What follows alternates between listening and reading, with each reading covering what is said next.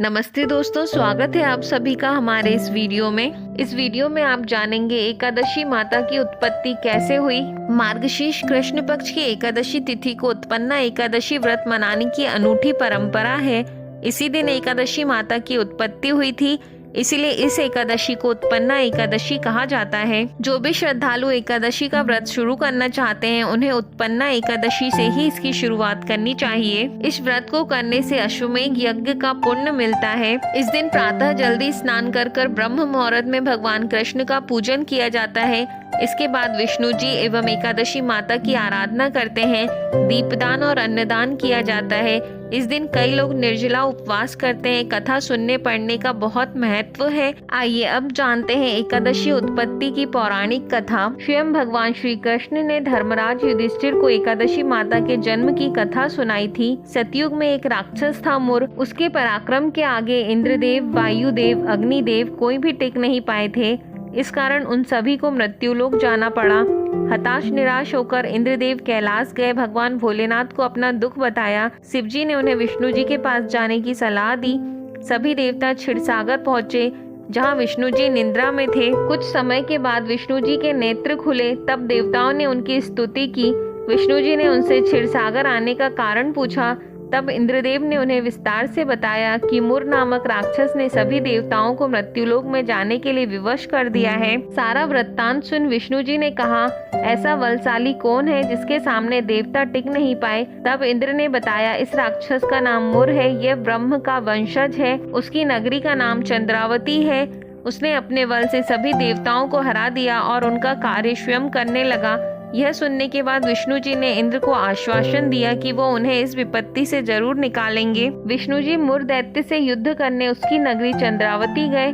दोनों के बीच कई वर्षों तक युद्ध चला। युद्ध के मध्य भगवान विष्णु को निद्रा आने लगी और वे वृद्धिक आश्रम चले गए। मुर भी उनके पीछे गुफा में घुसा और स्वयं करते हुए भगवान को देख मारने को चला।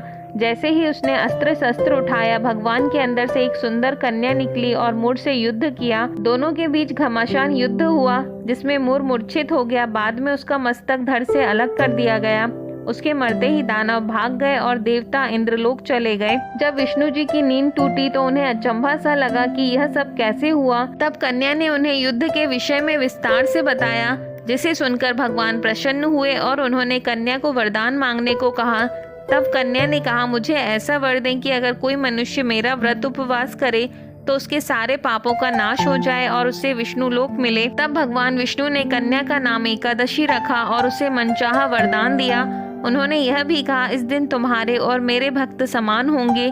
यह व्रत मुझे सबसे प्रिय होगा। इसी के दिन से एकादशी व्रत का आरंभ हुआ और इस एकादशी को उत्पन्ना एकादशी कहा गया। इस साल उत्पन्ना एकादशी का व्रत 8 दिसंबर शुक्रवार को पड़ रहा है। आइए अब जानते हैं उत्पन्ना एकादशी का शुभ मुहूर्त। एकादशी तिथि की शुरुआत 8 दिसंबर को सुबह 5:06 पर हो रही है और इसका समापन 9 दिसंबर को सुबह 6:31 पर होगा। उदय तिथि के अनुसार उत्पन्ना एकादशी 8 दिसंबर को ही मनाई जाएगी। उत्पन्ना एकादशी के दिन पारण 9 दिसंबर को दोपहर में 1:16 से लेकर 3:20 पर होगा। उत्पन्ना एकादशी पूजन विधि। उत्पन्ना एकादशी के दिन सुबह जल्दी उठकर स्नान आदि से निवृत्त हो जाएं। इसके बाद घर के मंदिर की सफाई करने के बाद दीप जलाएं। भगवान विष्णु का गंगाजल से अभिषेक करें और फिर उन्हें नारियल, सुपारी, फल, लौंग, धूप, पंचामृत, अक्षत, चंदन और मिष्ठान अर्पित करें। उसके बाद भगवान की आरती करें और भोग लगाएं। इस बात का विशेष ध्यान रखें, भगवान को सिर्फ सात्विक चीजों का भोग लगाया जाता है। भगवान विष्णु के भोग में तुलसी को जरूर शामिल करें। ऐसा माना जाता है कि बिना तुलसी दल के भगवान विष्णु भोग ग्रहण नहीं करते। इस पावन दिन भगवान विष्णु के साथ ही माता लक्ष्मी की पूजा भी करें। इस दिन भगवान का अधिक से अधिक ध्यान करें और संभव हो तो व्रत भी रखें। रात्रि जागरण करें और विष्णु सहस्त्र नाम का पाठ करें। उत्पन्ना एकादशी पर जरूर करें ये काम। उत्पन्ना एकादशी के दिन भगवान विष्णु और माता लक्ष्मी की विधिवत पूजा करें। इस दिन भगवान विष्णु को गेंदे की माला या फूल अर्पित करें और साथ में बेसन के हलवे या किसी पीली मिठाई का भोग लगाएं।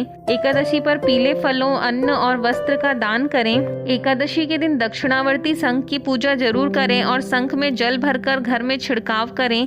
एकादशी के दिन सुबह भगवान की पूजा के बाद पीपल के पेड़ की पूजा कर उस पर कच्चा दूध चढ़ाएं। एकादशी पर शाम को घी का दीपक जलाएं। ऐसा करने से आपके घर में सुख और समृद्धि आएगी। इस दिन भगवान विष्णु को केसर वाली खीर चढ़ाएं और उसमें तुलसी दल जरूर डालें। भोग लगी खीर का प्रसाद गरीब बच्चों को खिलाएं। यदि वीडियो अच्छा लगा हो तो चैनल को लाइक, शेयर और सब्सक्राइब करें। धन्यवाद।